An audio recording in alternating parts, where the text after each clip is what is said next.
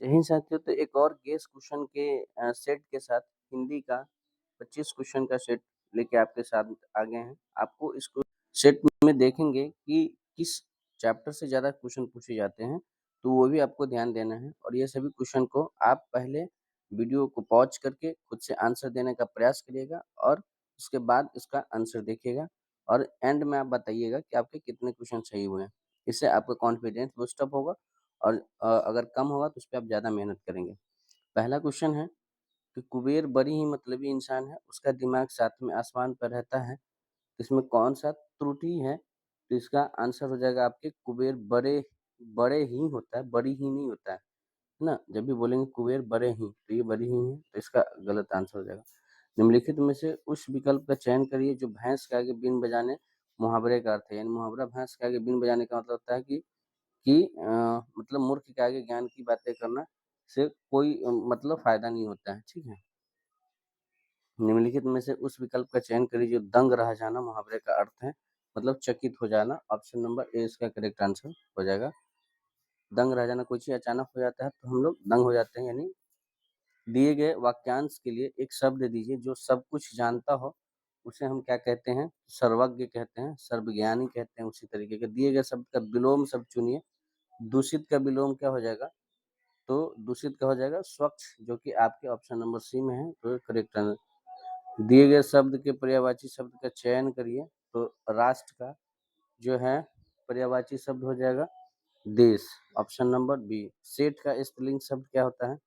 तो सेठ का आपका स्त्रीलिंग शब्द क्या हो जाएगा, आप बताइएगा। तो ये सेठानी होता है। कवर्ग का उच्चारण मुंह के किस भाग से होता है? तो आपका ध्यान रहना चाहिए कि कवर्ग कंठ से बोला जाता है, ठीक है। उसके बाद अगला सवाल हम देखते हैं। परामर्श में प्रयुक्त उपसर्ग, उपसर्ग किसे बोलते हैं? जो शब्द के आगे आके लगता है। इसमें आपको साफ-साफ दिख रहा है कि परा जोड़ मर्स होता है। तुमने इस बार अधिक परिश्रम किया है, इसलिए सफलता की अधिक आशा है।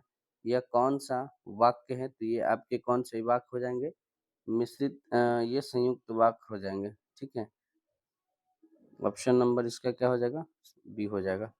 उसके बाद अगला सवाल, हिमालय से गंगा निकलती है, इस वाक्य में से किस कारक की विभक्ति है? से निकलती है। देखिए से 2 का होता है, एक होता है करण से और एक होता है संप्रदान ये एक होता है आपादान से, ठीक है, आपादान से। अब इसमें दोनों में अंतर क्या होता है?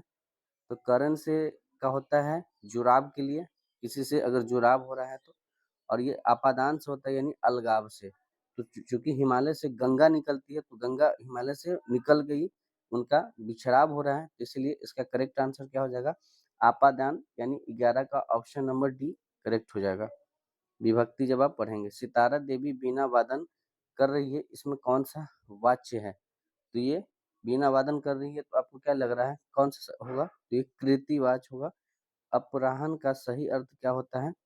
तो ये आपका टाइमिंग होता है कितने बजे से कितने बजे? ये दोपहर के बाद का समय कहा जाता है, 12 बजे के बाद का समय। वह निम्नलिखित में से कौन-सा सर्वनाम है वह? तो वह कौन-सा समास हो जाएगा, सर्वनाश होगा? पुरुषवाचक। पुरुष के लिए हम वह का व्यवहार करते हैं। जब प्रथम शब्द संख्यावाचक हो और दूसरा शब्द संज्ञा हो, उस समास को हम क्या कहते हैं? तो उसको हम क्या बोलते हैं? द्विगु समास कहते हैं, ऑप्शन नंबर सी। द्विगु में पहला वाचक संख्यावाचक होगा। चंद्रमौली में कौन-सा समास है? तो चंद्रमौली में आपके समास कौन से समास हो जाएंगे? बहुव्रीहि समास हो जाएगा। उसके बाद सदैव शब्द में कौन सा संधि है? तो ये आपकी वृद्धि संधि है, ऑप्शन नंबर बी। उसके बाद किस छंद का प्रथम और अंतिम शब्द एक सा होता है? तो ये कुंडलिया छंद होता है, ऑप्शन नंबर डी इसका करेक्ट आंसर हो जाएगा।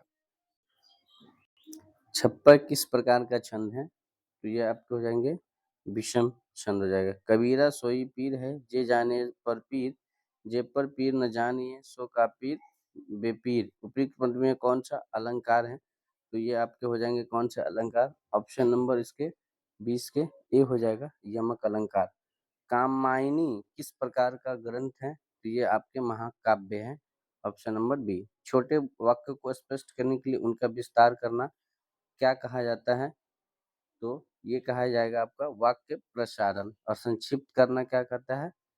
वो आप आंसर करिएगा। मनुष्य एक सामाजिक प्राणी है, उसका धर्म है कि वह स्वयं जिए और दूसरे को भी जीने दे। वह अपने सुख-दुःख के साथ दूसरों के सुख-दुःख की ओर भी ध्यान दे। अपने स्वार्थ को छोड़कर दूसरे के हित को भी सोचे। अपना स्वार्थ सिद्ध करना मानवता नहीं है, परहित ही सच्ची मानवता है, यही सच्चा धर्म है। मनुष्य अपनी क्षमता या सामर्थ्य के अनुसार परहित कर सकता है। वह मन से, धन से और तन से अथवा तीनों से दूसरों की भलाई कर सकता है। दूसरे के प्रति सच्ची सहानुभूति रखना भी परहित है। किसी को संकट से बचाने, किसी को कुमार्ग से हटाने, किसी दुखी और निराश व्यक्ति को सांत्वना देना भी परहित के अंतर्गत आता है। भगवान राम ने ऋषि मुनियों की तपस्या में बाधा डालने वाले राक्षसों का संहार किया। ईसा मसीह ने लोगों का उत्थान किया। सम्राट अशोक ने स्थान पर कुएं, तालाब आदि खुदवाकर जनता का उपकार किया। यही मानवता का प्रमुख धर्म है। सुख दुख कौन समास है? तो सुख दुख में अभी हमने बोला कि जब भी दो शब्दों के बीच ये स्पेस वाला आ जाए, ये लाइनिंग, तो आप उसे द्वंद्व समास कहेंगे। इसका अर्थ होता है और का अर्थ लगाता है। सुख दुख का मतलब होता है सुख और दुख, तो ये आपके द्वंद्व समास हो जाएंगे। बाकी आपको और ऐसा मतलब ऐसे में ये आपके हो गए। उसके बाद अगला सवाल हम देखते हैं। तो ये रहे हमारे आज के हिंदी के गेस क्वेश्चन, है ना, जो कि तीसरा वीडियो है। तो आप ऐसे क्वेश्चन को देख लेंगे और आपके एग्जाम के लिए काफ़ी इंपॉर्टेंट होगा। आप बताएंगे कि 23 में से आपके कितने क्वेश्चन सही होगा। क्या हिंदी के आपको चैप्टर वाइज चाहिए ऑब्जेक्टिव इंपॉर्टेंट क्वेश्चन, यानी छंद का अलग, अलंकार का अलग, मुहावरा अलग? तो ऐसे वीडियो के लिए आप जरूर कमेंट करिएगा। मिलते हैं नेक्स्ट वीडियो में, तब तक के लिए आप स्वस्थ रहिए, मस्त रहिए और अपनी पढ़ाई में व्यस्त रहिए। Thank you so much. जय हिंद।